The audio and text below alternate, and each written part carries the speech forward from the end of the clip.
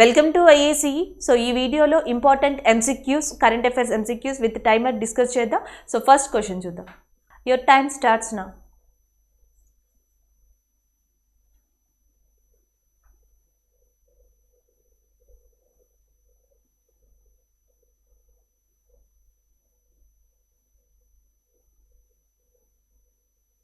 Okay, time.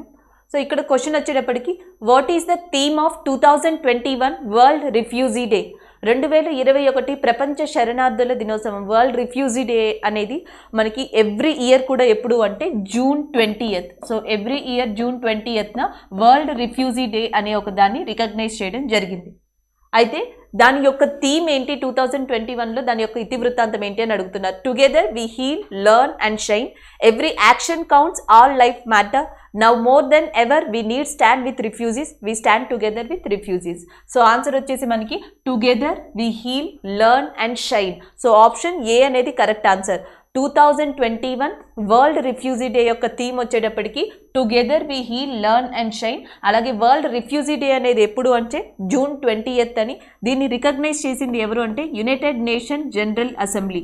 United nation general assembly 2000 సంవత్సరంలో దీన్ని recognise చేయడం జరిగింది. అయితే ప్రపంచంలో శరణార్థులు ఎక్కువగా ఉన్న కంట్రీ అంటే ఏ కంట్రీ నుంచి ఎక్కువగా వలసపోతున్నారు అంటే ఆ కంట్రీ పేరు కూడా గుర్తుపెట్టుకోవాలి, సిరియా. సో ఎక్కువగా సిరియా నుంచే వలసపోతున్నారు. సిరియాలో దాదాపుగా 6.6 million people, 6.6 million people Syrians దాదాపుగా 126 కంట్రీల్లో ఇప్పటికే సెటిల్ అయి ఉన్నారు. సో సిరియా రాజధాని అయిన డమస్కస్, దాని యొక్క క్యాపిటల్ వచ్చేసి డమస్కస్. సో అలాంటి ప్రాంతాల్లో ఎక్కువగా సివిల్ వార్స్ కానీ, పొలిటికల్ సప్రెషన్స్ కానీ ఇవన్నీ జరగడం వల్ల, హ్యూమన్ రైట్స్, మానవ హక్కుల ఉల్లంఘన కానీ, వీటన్నిటి వల్ల చాలామంది సిరియన్స్ వేరే కంట్రీస్కి వలసపోవడం, శరణార్థులకు వెళ్ళడం జరిగింది. సో అది మనం గుర్తుపెట్టుకోవాల్సింది సిరియా గురించి. అండ్ తర్వాత పాలస్తీనా కానీ, లేకపోతే రోహింగ్యాస్ మయన్మార్కి సంబంధించిన వాళ్ళు, ఇండియాలో కూడా వాళ్ళు రిఫ్యూజీగా రావడం జరిగింది. అలాగే బంగ్లాదేశ్కి చెందిన చక్మాస్ కానీ, సో వీళ్ళందరూ కూడా శరణార్థులుగా వచ్చిన వాళ్ళే. అలాగే దీని తర్వాత అసలు వీళ్ళందరినీ కాపాడే అంతర్జాతీయ సంస్థ ఏది అంటే United nation high commission for refugee. United nation high commission for refugee ఇది ఎప్పుడు ఏర్పడింది అంటే 1950లో ఏర్పడింది. అండ్ దీని యొక్క హెడ్ క్వార్టర్స్ అనేది ఎక్కడుందంటే జెనీవా, స్విట్జర్లాండ్లో ఉంది. భారతదేశంలో United nation high commission refugee యొక్క హెడ్ క్వార్టర్స్ అనేవి అంటే ఆఫీసెస్ అనేవి ఎక్కడ ఉన్నాయంటే ఒకటి ఢిల్లీలో ఉంది, 2 చెన్నైలో ఉంది. United nation high commission for refugee UNHCR దానికి 2 సార్లు నోబెల్ పీస్ ప్రైజ్ వచ్చింది. నోబెల్ శాంతి బహుమతి అంట 2 సార్లు రావడం జరిగింది. ఒకటి 1954 1954లో, ఒకసారి 1981 1981లో. సో 1981 1954లో కూడా నోబెల్ శాంతి బహుమతి అనేది united nation high commission for రిఫ్యూజీకి రావడం జరిగింది. So this is all about that united nation high commission for refugee. So top కంట్రీగా ఉన్నది రిఫ్యూజీస్లో Syrian country, Syria capital Damascus. And 2021 ఇతివృత్తాంతం together we heal, learn and shine అనేది దీని యొక్క థీమ్గా ఉందని చెప్పేసి గుర్తుపెట్టుకోవాలి. సో సెకండ్ క్వశ్చన్ చూద్దాం. Your time starts now.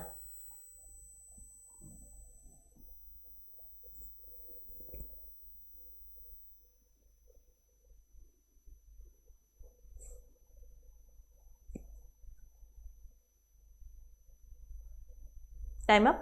So ఇక్కడ question, recently Ibrahim Raisi elected as a eighth president of which country? So ఈ క్రింది వాణిలో ఏ కంట్రీకి 8th ప్రెసిడెంట్గా లేదా నూతన ప్రెసిడెంట్గా ఇబ్రహీం రైసీ అనే వ్యక్తి ఎలెక్ట్ అయ్యారు అని అడుగుతున్నారు. ఆప్షన్స్లో Iraq, Iran, Jordan, Algeria. So answer వచ్చేసి డైరెక్ట్గా చూద్దాం. So Iran, option A is the correct answer. So ఇరాన్కి ఆల్రెడీ హసన్ రొహానీ అనే ఆయన మనకి ప్రెసిడెంట్గా ఉన్నారు. ఇరాన్ ప్రస్తుతం ప్రెసిడెంట్గా ఉన్నది ఎవరు అంటే హసన్ రొహానీ. అయితే అతని ప్లేస్లో ఇటీవల నూతన ప్రెసిడెంట్గా ఎలెక్ట్ అయిన వ్యక్తి ఎవరు అంటే Ibrahim Raisi. Option A is a correct answer. అలాగే ఇరాన్ యొక్క క్యాపిటల్ వచ్చేసి ఏది అంటే మనకి Tehran. And next Jordan capital వచ్చేసి అమన్. అలాగే ఇరాక్ యొక్క క్యాపిటల్ వచ్చేసి Baghdad. Iraq capital Baghdad, Jordan యొక్క క్యాపిటల్ అమన్ అండ్ ఇరాన్ యొక్క క్యాపిటల్ టెహరాన్గా మనం గుర్తుపెట్టుకోవాలి. అండ్ నెక్స్ట్ వన్ చూద్దాం. Your time starts now.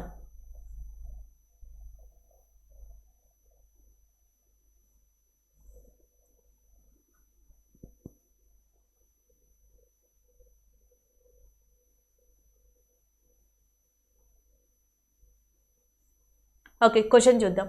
In a first which country navy is participated in a joint exercise with the European Union naval force?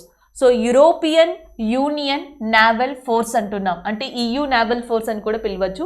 దీనితో పాటు మొట్టమొదటిసారిగా ఈ క్రింది వానిలో ఏ కంట్రీ నావిక యుద్ధ విన్యాసంలో పాల్గొనబోతుంది అని అడిగారు. ఆప్షన్స్లో Sri Lanka, India, Afghanistan and France ఉన్నాయి. సో ఆన్సర్ వచ్చేసి India is a correct answer, option D. So ఇటీవల India European Union naval force conduct చేసే నావిక యుద్ధ విన్యాసంలో పాల్గొనబోతుంది. యూరోపియన్ యూనియన్లో ఈ నావీ ఎక్సర్సైజ్లో ఏ కంట్రీస్ పాల్గొంటున్నాయంటే ఒకటి ఇటలీ, అండ్ రెండోది వచ్చేసి ఫ్రాన్స్, అండ్ మూడోది వచ్చేసి స్పెయిన్. ఇటలీ, ఫ్రాన్స్, స్పెయిన్ ఈ 3 కంట్రీస్తో పాటు ఇండియా కూడా ఈ యుద్ధ విన్యాసంలో పాల్గొనిపోతుంది. ఇది ఎక్కడ జరుగుతుంది అంటే గల్ఫ్ ఆఫ్ ఆడెన్లో జరగబోతుంది. సో గల్ఫ్ ఆఫ్ ఆడెన్ అనేది మెడిటేరియన్ సీని, అరేబియన్ సీని జనరల్గా కలిపి ఒక వాటర్ లింక్గా చెప్పొచ్చు. అలాగే గల్ఫ్ ఆఫ్ ఆడెన్ ఏ కంట్రీస్కి మధ్య ఉంది అంటే ఒకటి సోమాలియా, అండ్ రెండోది వచ్చేసి మనకి Yemen and as well as Somalia, ఈ 2 కంట్రీస్కి మధ్యలో మనకి గల్ఫ్ ఆఫ్ ఆడెన్ అనేది లొకేట్ అయ్యి ఉంది. అలాగే జిబూతి, ఆఫ్రికన్ కాంటినెంట్కి చెందిన జిబూతి కూడా ఈ గల్ఫ్ ఆఫ్ ఆడెన్కి దగ్గరలో ఉన్న ఒక ప్రాంతంగా చెప్పొచ్చు. సో ఇది గల్ఫ్ ఆఫ్ ఆడెన్ గురించి. అయితే ఇక్కడ శ్రీలంక కూడా ఉంది. శ్రీలంకకి ఇండియాకి మధ్యలో ఉండే ఒక ఎక్సర్సైజ్ పేరు వచ్చేసి స్లినెక్స్ అంటాం. సో స్లినెక్స్ వచ్చేసి శ్రీలంక అండ్ ఇండియా ఎక్సర్సైజ్గా మనం చెప్పొచ్చు. అండ్ నెక్స్ట్ మనకి ఇంకా ఇంపార్టెంట్గా చెప్పాల్సింది ఏది అంటే ఇండియాకి సంబంధించిన యుద్ధ విన్యాసాలు కొన్ని చూద్దాం. వజ్రప్రహార్ ఇండియాకి, యుఎస్ఏకి. మల్బార్ ఇండియా, యుఎస్ఏ, జపాన్కి. అలాగే Indo Thai corp, so India and ఇటీవల థాయిలాండ్ కూడా India Thailand Indo Thai corp అనే ఒక ఎక్సర్సైజ్ని కండక్ట్ చేశాయి. దాని తర్వాత బోంగో సాగర్, అది బంగ్లాదేశ్కి అండ్ యాజ్ వెల్ యాజ్ ఇండియాకి మధ్య ఒక యుద్ధ విన్యాసం. సో నెక్స్ట్ వచ్చేటప్పటికి మనకి ఇంద్రా, ఇండియా రష్యాకి ఉన్న యుద్ధ విన్యాసంగా చెప్పొచ్చు. సింబాక్స్, సింగపూర్కి ఇండియాకి మధ్య ఎక్సర్సైజ్, బైలేటరల్ ఎక్సర్సైజ్గా సింబాక్స్ అనే ఎక్సర్సైజ్ని చెప్పొచ్చు. సో ఇవి కొన్ని యుద్ధ విన్యాసాలు మనం ఎక్కువగా గుర్తుపెట్టుకోవాల్సినవి. నెక్స్ట్ వన్ చూద్దాం. Your time starts now.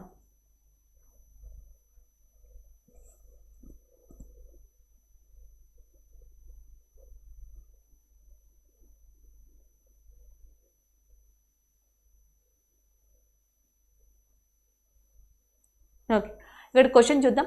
India placed which rank in global peace index 2021? Global శాంతి సూచికలో గ్లోబల్ పీస్ ఇండెక్స్ 2021లో ఇండియా యొక్క ర్యాంక్ ఎంత అని అడుగుతున్నారు. ఆప్షన్స్లో 119, 121, 135, 143. టోటల్గా 163 కంట్రీస్, 163 కంట్రీస్కి ఈ గ్లోబల్ పీస్ ఇండెక్స్ ఇవ్వబడింది. సో దీంట్లో టాప్ కంట్రీగా నిలిచింది ఏది అంటే ఐస్లాండ్. 2008 నుంచి 2008 నుంచి వరుసగా ఈ గ్లోబల్ పీస్ ఇండెక్స్లో టాప్ కంట్రీగా నిలుస్తూ వస్తుంది ఏది అంటే ఐస్లాండ్గా చెప్పొచ్చు. సో అలాగే లీస్ట్ కంట్రీగా ఉన్నది ఏది అంటే ఆఫ్ఘనిస్తాన్. ఆఫ్ఘనిస్తాన్ లీస్ట్ కంట్రీగా ఇది 4వసారి రావడం. సో గ్లోబల్ పీస్ ఇండెక్స్లో లీస్ట్ కంట్రీ వచ్చేసి ఆఫ్ఘనిస్తాన్ అండ్ టాప్ కంట్రీ వచ్చేసి ఐస్లాండ్గా ఉన్నాయి. అలాగే ఇండియా యొక్క ర్యాంక్ వచ్చేసి 135గా ఉంది. ఇండియా యొక్క ర్యాంక్ వచ్చేసి మనకి 135, option C is a correct answer. So ఇవి మనం గుర్తుపెట్టుకోవాల్సినవి. అలాగే పాకిస్తాన్ యొక్క ర్యాంక్ వచ్చేసి ఎంత అంటే 150. పాకిస్తాన్ ర్యాంక్ వచ్చి 150 అండ్ ఇండియా యొక్క ర్యాంక్ వచ్చేసి 135. టాప్ కంట్రీగా నిలిచింది ఐస్లాండ్ అండ్ లీస్ట్ కంట్రీగా ఉన్నది Afghanistan and as well as టోటల్గా 163 కంట్రీస్కి గ్లోబల్ పీస్ ఇండెక్స్ అనేది ఈసారి ఇవ్వబడింది. ఆల్రెడీ దీని గురించి మనం డిస్కస్ చేసాం. నేపాల్ ఎన్నో ప్లేస్లో ఉంది, భూటాన్ ఎన్నో ప్లేస్లో ఉంది, బాంగ్లా ఎన్నో ప్లేస్లో ఉంది, ఆసియాకి సంబంధించి యూరోపియన్ కంట్రీస్, లీస్ట్ కంట్రీస్, ఇవన్నీ కూడా నిన్న డిస్క్రిప్టివ్ సెక్షన్లో గ్లోబల్ పీస్ ఇండెక్స్ గురించి మనం డిస్కస్ చేసాం. ఒకసారి ఆ కంట్రీస్ని రివైజ్ చేయాలనుకుంటే ఒకసారి ఆ సెక్షన్ చూడండి. ఇక్కడ మాత్రం India placed which rank in global peace index 2021, 135. Least Afghanistan, top country Iceland. And next one చూద్దాం. Your time starts now.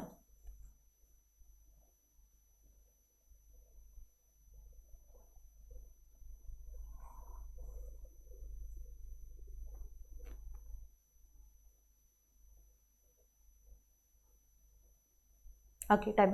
So question వచ్చేటప్పటికి who is the author of a book the heartbeat of trees? So the heartbeat of trees అనే book ఎవరు రాశారని అడుగుతున్నారు. ఆప్షన్స్లో వచ్చేటప్పటికి మనకి Enid Blyton and next Isabella Allende and next మనకి రిక్సెందర్ Banerjee and Peter Wohlleben. So Peter Wohlleben, రిక్సందా బెనర్జీ, ఇస్బెల్ అండ్ నెక్స్ట్ వచ్చేటప్పటికి ఎనిండా ఉన్నారు. సో ఎవరు ఈ the heartbeat of trees అనే బుక్ రాశారని అడుగుతున్నారు. ఆన్సర్ వచ్చేసి మనకి Peter Wohlleben. So Peter Wohlleben ఈ బుక్ని రాసి ఉన్నారు. ఈయన జర్మన్కి చెందిన ఫేమస్ ఆథర్గా చెప్పచ్చు. ఎక్కువగా ఎన్విరాన్మెంట్కి సంబంధించి, పర్యావరణానికి సంబంధించి, ఇంపార్టెంట్గా ఈయన ట్రీస్కి సంబంధించిన బుక్స్ ఎక్కువగా రాయడం జరుగుతుంది. ఇంటెలిజెంట్ ట్రీస్ అనేది, next the hidden life of trees అనేది, ఇప్పుడు కొత్తగా రాసిన the heartbeat of trees అనేది, ఈ బుక్స్ అన్నిటినీ కూడా రాసిన వ్యక్తి ఎవరు అంటే Peter Wohlleben. So option B is a correct answer. The heartbeat of trees అనే బుక్ రాయబడింది పీటర్ ఓల్బెన్తో. అలాగే ఈయన రాసిన ఇంటెలిజెంట్ ట్రీస్ కానీ, నెక్స్ట్ వచ్చేటప్పటికి the hidden life of trees అంటే what tree feels and as well as how they communicate. So ఇలాంటి థీమ్ మీద కూడా ఒక హాలీవుడ్ మూవీస్ని కూడా ఈయన రాసిన బుక్స్ మీద ఆ మూవీస్ని తీసి ఉన్నారు. So this is about that Peter Wohlleben. And next one చూద్దాం. Your time starts now.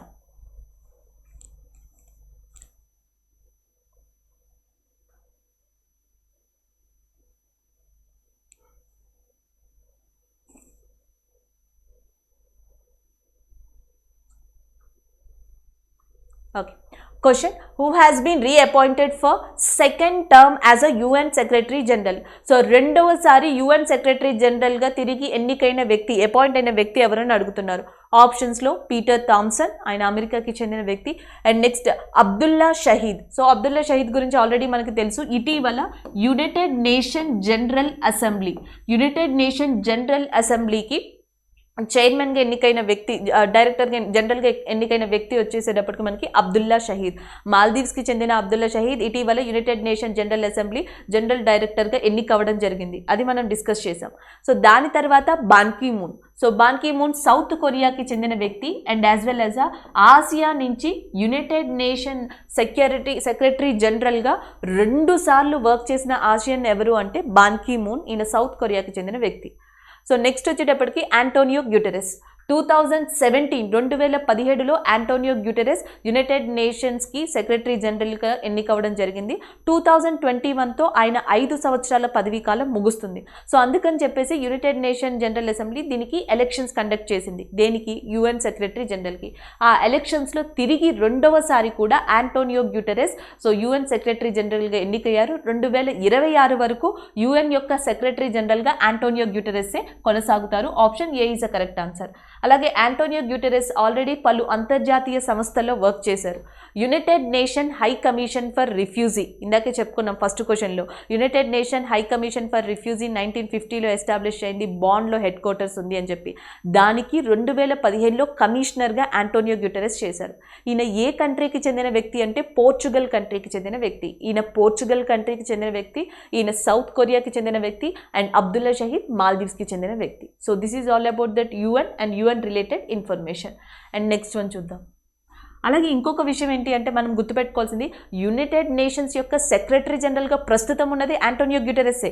Antonio గ్యూటెరెస్కి ముందరున్నది ఎవరు అంటే బాన్ కీ మూన్. అసలు ఫస్ట్ ఉన్నది ఎవరు అంటే ట్రిగ్వేలీ, నార్వేకి చెందిన ట్రిగ్వేలీ. ప్రపంచంలోనే మొట్టమొదటి అంటే UN ఫస్ట్ సెక్రటరీ జనరల్ అయిన 1946లో ఆయన అపాయింట్ అవ్వడం జరిగింది. అలాగే 1946 నుంచి 2021 వరకు ఉన్న యునైటెడ్ నేషన్ సెక్రటరీ జనరల్లో చూసుకుంటే చాలా పాపులర్ సెక్రటరీ జనరల్గా ఉన్న వ్యక్తి ఘనా కంట్రీకి చెందిన కోఫీ అన్నన్. ఎందుకంటే కోఫీ అన్నన్ 2 సార్లు యునైటెడ్ నేషన్ సెక్రటరీ జనరల్గా పదవీ బాధ్యతలు చేపట్టారు 1997 నుంచి 2006 దాకా. సో ఆయన చేసిన కృషికి గాను కోఫీ అన్నన్కి 2001లో నోబెల్ శాంతి బహుమతి పురస్కారం కూడా లభించింది. నోబెల్ పీస్ ప్రైజ్ 2001లో వచ్చింది ఎవరికి అంటే UN సెక్రటరీ జనరల్ అయిన కోఫీ అన్నన్కి. అండ్ నెక్స్ట్ వన్ చూద్దాం. Your time starts now.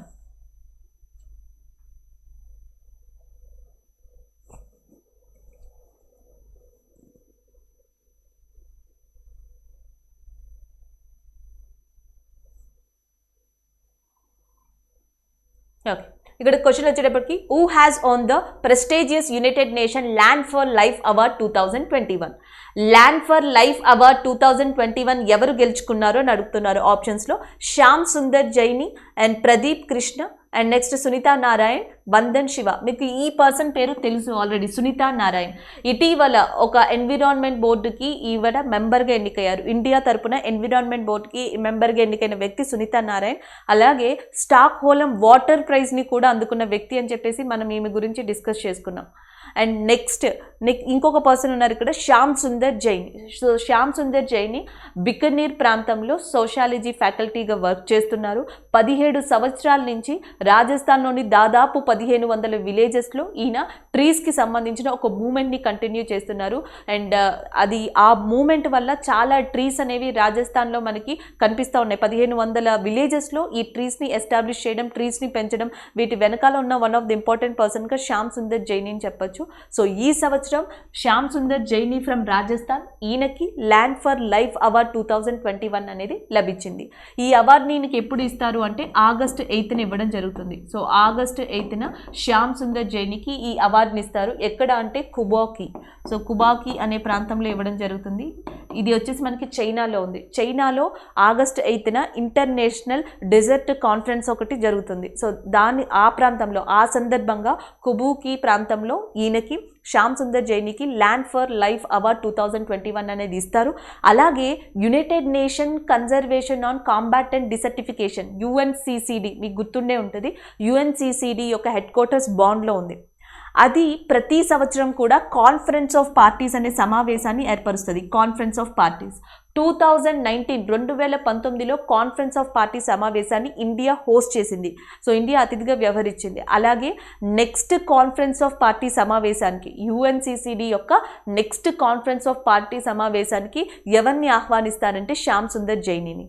ఎందుకంటే లైఫ్ ఆఫ్ అవార్డ్ అనేది UNCCD లైఫ్ ఆఫ్ అవార్డ్ అనేది UNCCD ఎవరైతే ల్యాండ్ రీస్టోరేషన్ కన్జర్వేషన్కి సంబంధించి కృషి చేస్తారో సో ఆ వ్యక్తిని సెలెక్ట్ చేసి ఈ అవార్డుని ఇస్తారు. ఈ అవార్డుని ప్రతి 2 సంవత్సరాలకు ఒకసారి ఇస్తారు. ఎందుకంటే జూన్ 17 ప్రతి సంవత్సరం కూడా combat and desertification and drought డేగా అది రికగ్నైజ్ చేయబడింది.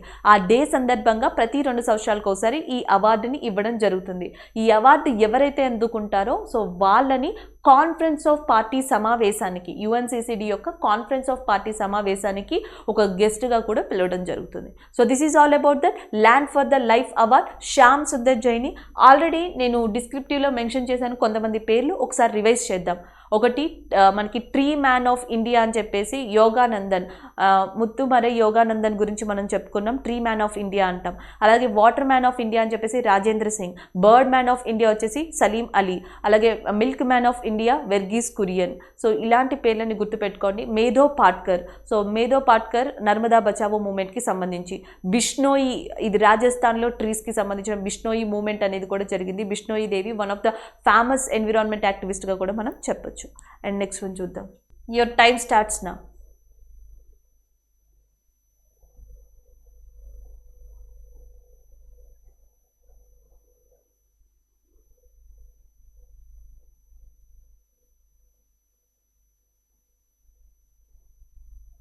Okay.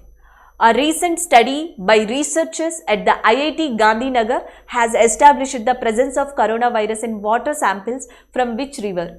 ఇటీవల IIT గాంధీనగర్కి చెందిన గ్రూప్ ఆఫ్ పీపుల్ ఒక కరోనాకి చెందిన వైరస్ శాంపిల్ని ఏ రివర్ వాటర్లో కనుగొన్నారో అని అడుగుతున్నారు. ఆప్షన్స్లో Tapi river, Sabarmati river, next Vishwamitri river, Narmada river. జనరల్గా ఈ రివర్స్ అన్నీ కూడా గుజరాత్లో ఇంపార్టెంట్ రివర్సే. అయితే గుజరాత్లోని ఇటీవల సబర్మతి రివర్లో, option D is a correct answer, గుజరాత్లోని సబర్మతి రివర్లో ఇటీవల IIT గాంధీనగర్కి చెందిన group of people, group of researchers corona virus శాంపిల్స్ని కనుక్కోవడం జరిగింది. Option D is a correct answer. And next ఇక్కడ నర్మదా రివర్ మీద మనకి సర్దార్ సరోవర్ డ్యామ్ని కన్స్ట్రక్ట్ చేశారు. సర్దార్ సరోవర్ డ్యామ్ని ఏ నది మీద కట్టారు అంటే నర్మదా. ఉన్నది ఎక్కడ అంటే గుజరాత్లో. అలాగే తాపీ రివర్ మీద కట్టిన డ్యామ్ పేరు వచ్చేటప్పటికి ఉకాయ్. సో ఉకాయ్ డ్యామ్ అనేది తాపీ రివర్ మీద కట్టారు, అది కూడా మనకి గుజరాత్లోనే ఉంది. సబర్మతి రివర్ మీద Sabarmati dam is constructed which is located in Gujarat only. And next one చూద్దాం. Your time starts now.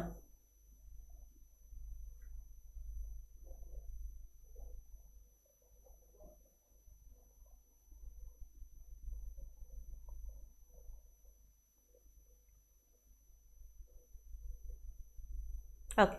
Recently, which state government has decided to set up real-time data acquisition system to monitor the water levels in dams? So ఇటీవల ఏ రాష్ట్ర ప్రభుత్వం డ్యామ్స్లో water లెవెల్ని monitor చేయడానికి ఒక RTDAS అనే సిస్టమ్ని develop చేసింది అని అడుగుతున్నారు. ఆప్షన్స్లో Karnataka, Kerala, Telangana and as well as Maharashtra ఉన్నాయి. ఇటీవల మహారాష్ట్ర ప్రభుత్వం రీసెంట్గా రియల్ టైమ్ ఆఫ్ ఎక్వజైజేషన్ సిస్టమ్ అనే దాన్ని స్టార్ట్ చేసింది.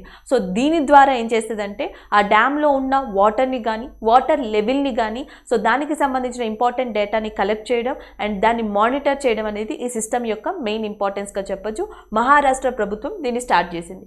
ఆల్రెడీ మనకు తెలుసు Maharashtra is very important for the మనకి ఎందుకంటే గోదావరి నదికి అని చెప్పేసి గోదావరి నది ఆరిజినేట్ అయింది మహారాష్ట్రలోనే. అలాగే మహారాష్ట్రలో గోదావరి రివర్ మీద ఉన్న ఇంపార్టెంట్ ప్రాజెక్ట్గా పైథాన్ ప్రాజెక్ట్ని చెప్పొచ్చు. దీన్నే జైక్వాడి ప్రాజెక్ట్ అని కూడా పిలుస్తాం. అలాగే మహారాష్ట్రలో చాలా పాపులర్ అయిన ప్రాజెక్ట్, ఒకప్పుడు మహారాష్ట్రకి తెలంగాణకి అంటే ఉమ్మడి ఆంధ్రప్రదేశ్కి మధ్య వివాదాస్పదమైన ప్రాజెక్ట్ బాబ్లీ. దాన్ని కూడా గోదావరి నది మీద కట్టారు మహారాష్ట్రలోది. అలాగే కర్ణాటకలో కూడా మనకి నెంబర్ ఆఫ్ ప్రాజెక్ట్స్ ఉన్నాయి. సో కర్ణాటకలో ఇంపార్టెంట్ డ్యామ్స్లో వన్ ఆఫ్ ద ఇంపార్టెంట్ డ్యామ్గా KRS డ్యామ్ని చెప్పొచ్చు, కృష్ణరాజ్ సాగర్ డ్యామ్. సో అది కూడా మనకి కర్ణాటకలోనే ఉంది. సో దాని తర్వాత కేరళ. సో కేరళలో మనకి Periyar dam, Mulla Periyar dam is very famous in Kerala area. So next వచ్చేటప్పటికి తెలంగాణలో one of the world famous dam ఉంది నాగార్జున సాగర్. నల్గొండ డిస్ట్రిక్ట్లో ఉన్న Nagarjuna Sagar a very important dam in Telangana అని చెప్పొచ్చు. సో అది కాకుండా ఇంకా మనకి number of projects, Pochampadu project కానీ సో ఇవన్నీ కూడా మనకి తెలంగాణలో ఇంపార్టెంట్ ప్రాజెక్ట్స్గా చెప్పొచ్చు. నెక్స్ట్ వన్ చూద్దాం. యువర్ టైమ్ స్టార్ట్స్ నా.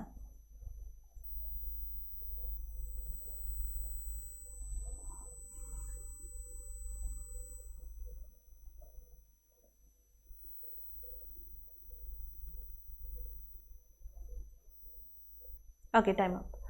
సో ఇక్కడ క్వశ్చన్ వచ్చేటప్పటికి the RBI has cleared take over by which cooperative bank by joint partnership of central financial service and fintech BharatPe. So మనకి CFS నుంచి RBI సో ఏ cooperative బ్యాంక్స్ని take over చేయాలనుకుంటుంది అని అడిగారు. ఆప్షన్స్లో మనకి Punjab and Maharashtra cooperative bank, Bombay mercantile cooperative bank and next Kamgaon urban cooperative bank and Madhya Pradesh Rajya Sahakari bank అని ఉన్నాయి. సో ఆన్సర్ వచ్చేసి మనకి Punjab and Maharashtra cooperative bank is the correct answer. Recently, RBI has cleared to take over Punjab and Maharashtra Bank by joint partnership of Central Financial Service and Fintech Bharat Pay. So option A is the correct answer, Punjab and Maharashtra Cooperative Bank. So next one చూద్దాం.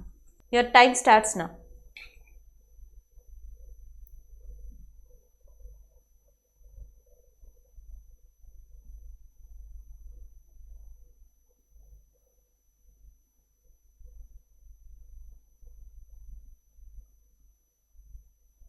Okay, question. According to the Great Place to Work study, so which company has been ranked 18th amongst India's best companies to work for in 2021? యాక్చువల్గా ప్రతి సంవత్సరం కూడా great place to వర్క్తో దాదాపుగా 60 కంట్రీస్లోని 10,000 సంస్థలు include అయి work చేస్తాయి.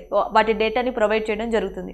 ఆ డేటా ప్రకారం సో అది రిపోర్ట్స్ ర్యాంకింగ్ కూడా ఇవ్వడం జరుగుతుంది. అయితే ఈ సంవత్సరం ఇచ్చిన great place to work report ప్రకారం అండ్ ఇండియాలో 18th అమాంగెస్ట్ ఇండియాస్ బెస్ట్ కంపెనీగా ఉన్నది ఏది అని అడుగుతున్నారు. ఆప్షన్స్లో HDFC life insurance company limited, Mahindra home finance company limited, Max life insurance company limited, India's first life insurance company. So answer వచ్చేసి Max life insurance company ranked 18th amongst India's best companies to work for in 2021.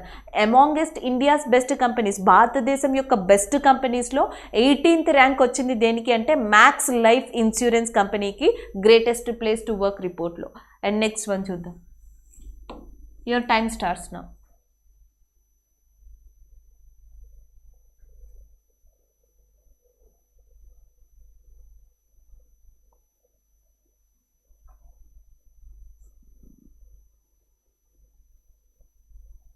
Okay, ఇక్కడ question వచ్చేటప్పటికి where is the Hebbal Nagawara valley project which was seen in the news recently.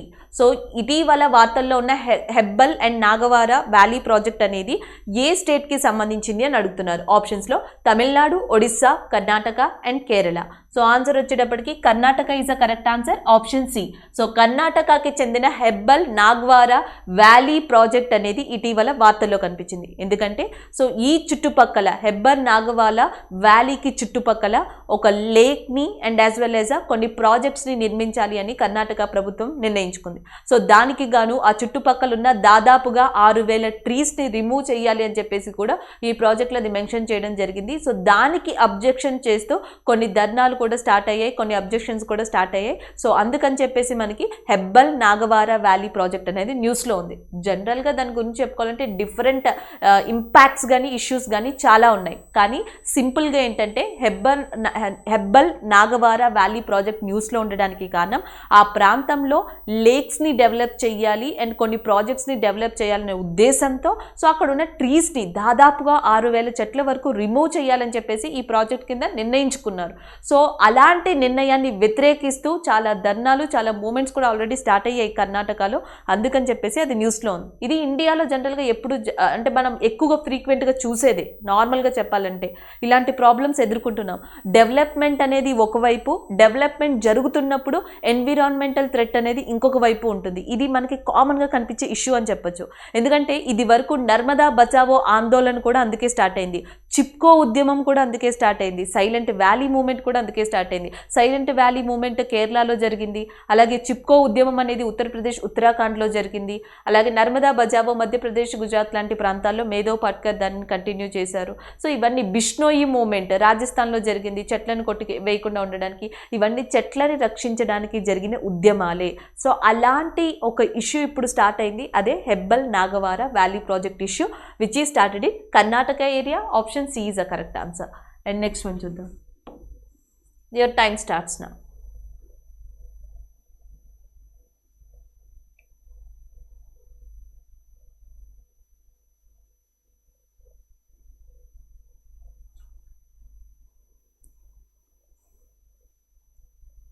Okay. The Asian Development Bank has approved $250 million loan to the government of which country to help finance reforms?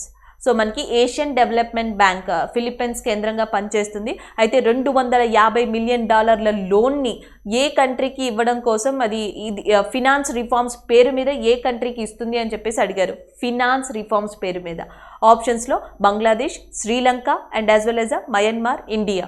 So Asia development bank almost $250 million finance reforms పేరుతో బంగ్లాదేశ్కి ఇవ్వనుంది. Option D is a correct answer. ఇది వరకు already చూసాం, Asian Development bank శ్రీలంకలో కొన్ని ప్రాజెక్ట్స్ని develop చేయడానికి ముందుకొచ్చింది.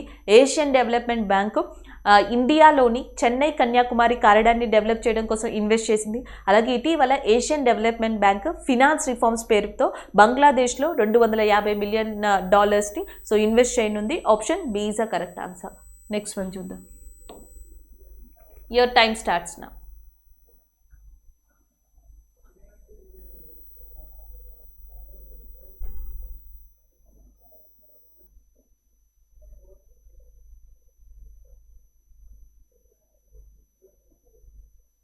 Time up. Okay, ఇక్కడ question. According to the CSE report, which city has placed top rank in easy of living index? So CSE report ప్రకారం easy of living index లో top rank వచ్చిన city ఏది అని అడుగుతున్నారు. ఆప్షన్స్లో ఢిల్లీ, జైపూర్, చెన్నై, బెంగళూరు ఉన్నాయి. సో ఆన్సర్ వచ్చేసి Bengaluru is a correct answer. So బెంగళూరుకి first place or the top ప్లేస్లో ఉంది ease of living index which is given by CSC report. So దీంట్లో పలు అంశాలని తీసుకున్నారు. ట్రాఫిక్ విషయం కావచ్చు, లేకపోతే అక్కడ యాక్సెసిబిలిటీ కావచ్చు. సో ఇలాంటి ఫీచర్స్ అన్నిటినీ తీసుకొని సో ఈజీ ఆఫ్ లివింగ్ ఇండెక్స్లో టాప్ ప్లేస్లో ఉన్నది సిఎస్సి రిపోర్ట్ ప్రకారం బెంగళూరు. అలాగే సెకండ్ ప్లేస్లో ఉన్నది ఏది అంటే చెన్నై. చెన్నై సెకండ్ ప్లేస్లో ఉంది. సో థర్డ్ ప్లేస్లో ఉన్నది ఏది అంటే షిమ్లా. అండ్ ఫోర్త్ ప్లేస్లో ఉన్నది ఏది అంటే భువనేశ్వర్. సో భువనేశ్వర్ మనకి ఫోర్త్ ప్లేస్లో, షిమ్లా థర్డ్ ప్లేస్లో, చెన్నై సెకండ్ ప్లేస్లో, టాప్ ప్లేస్లో ఉన్నది Bengaluru ease of living index which is given by CSC report. And next question చూద్దాం. Your time starts now.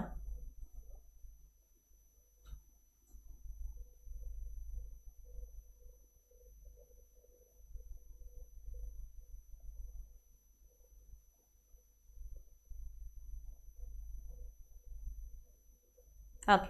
So question, which Indian origin person has nominated to supreme court judge of Canada? ఏ Indian origin person ఇటీవల Canada supreme court జడ్జిగా appoint అయ్యారని అడుగుతున్నారు.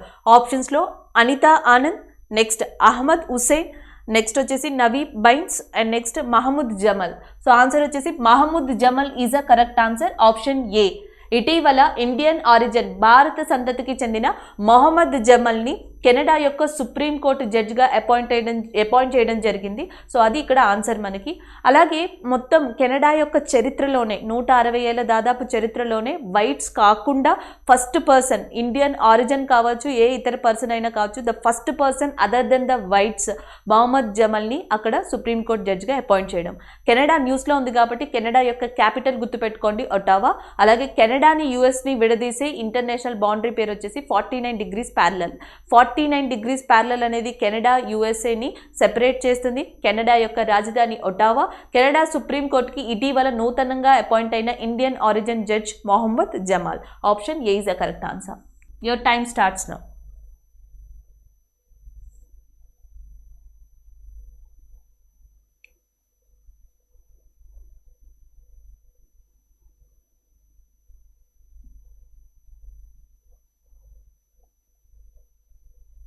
Okay. When is the world sickle cell awareness day observed? So sickle cell awareness day అంటున్నాం. నిన్న already మనం డిస్క్రిప్టివ్లో discuss చేసాం సికిల్ సెల్ అవేర్నెస్ డే గురించి. సో ఇది ఎర్ర రక్త కణాలకి సంబంధించింది, రెడ్ బ్లడ్ సెల్స్కి సంబంధించింది ఈ సికిల్ సెల్ అవేర్నెస్ అనేది, సికిల్ సెల్ డిసీజ్ అనేది. అలాగే ఈ సికిల్ సెల్ డిసీజ్ రావడం వల్ల ఇది దేని మీద ఎఫెక్ట్ చూపిస్తుందంటే హెమోగ్లోబిన్ తగ్గిపోవడం, ఇతరితర సమస్యలు రావడం అనేది దీంట్లో ప్రధాన మెయిన్ డిసీజ్ లక్షణంగా చెప్పొచ్చు.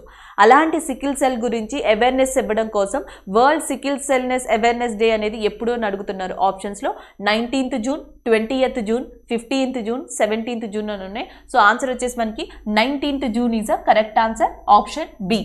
యాక్చువల్గా 19th June world sickle cell awareness day. అలాగే next 20th June world refugee day, ప్రపంచ శరణార్థుల దినోత్సవం.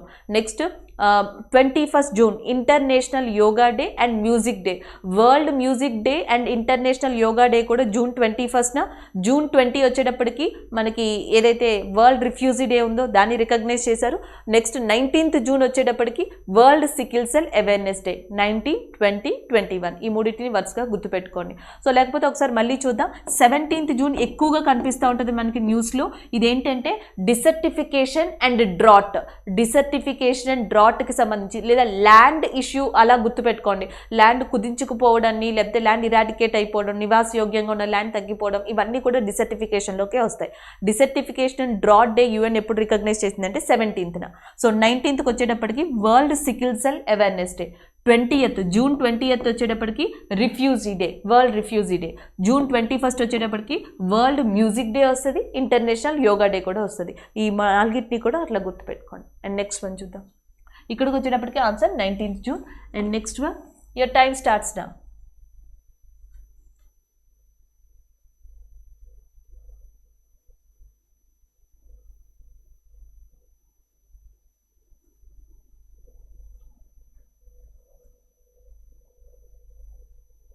Okay, time up. సో ఇక్కడ question, when is the international day of yoga observed? So international day of yoga ఎప్పుడు అని అడుగుతున్నారు.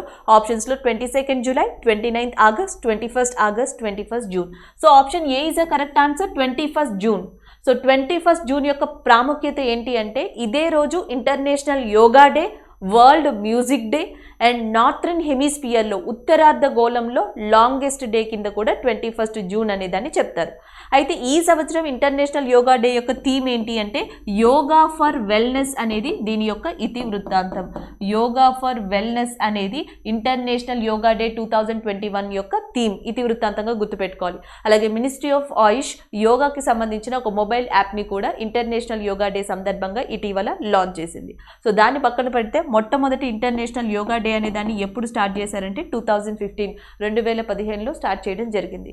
ఇది యోగాకి సంబంధించిన main information. Option A 21st June is a correct answer. And ఈరోజు ఇవి MCQs ఇంపార్టెంట్ కరెంట్ అఫైర్స్కి సంబంధించినవి. Thank you.